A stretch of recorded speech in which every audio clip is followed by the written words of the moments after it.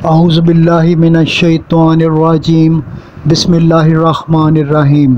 پارہ 25 سورہ دخان، رکوع نمبر 1۔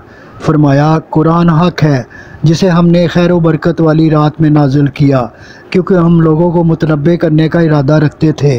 فرمایا تمہارا رب ہی زمین و آسمان کا اور جو کچھ اس میں ہے مالک ہے، وہی زندہ کرتا اور مارتا ہے، اس کے سوا کوئی معبود نہیں۔ فرمایا یہ لوگ غفلت میں پھنسے ہوئے ہیں اور یہ جبھی چونکیں گے جب آفت برا دن آئے گا۔ فرمایا قیامت کا دن آنے والا ہے جس دن نافرمانیوں کا پورا بدلہ لیا جائے گا۔ پھر فرعون کو سمندر میں ڈبونے کا ذکر فرمایا کہ انکار کیا اور تباہ و برباد ہوئے۔ رکوع نمبر 2۔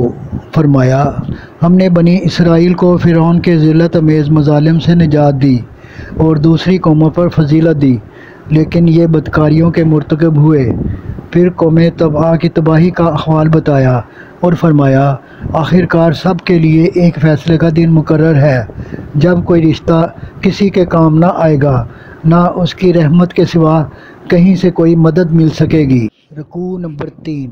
فرمایا اہل دوزخ کی غذا زقوم اور مشروب اس کا رس ہوگا جو پگھلتے تانبے کی طرح پیٹوں میں کھلبلی مچائے گا، اور فرشتوں کو حکم ہوگا کہ ان کو گھسیٹ کر جہنم کے وسط میں لے جاؤ اور ان کے سروں پر کھولتا پانی ڈالو اور کہو کہ اپنے کرتوت کا مزہ چکھو۔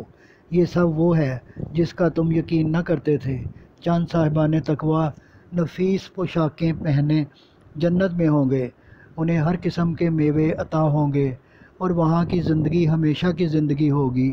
یہ سب کچھ انہیں پروردگار کے فضل سے عطا ہوگا۔ صدق اللہ العظیم۔ گزارش ہے کہ چینل کو سبسکرائب کر دیں اور گھنٹی کے بٹن کو دبا دیں۔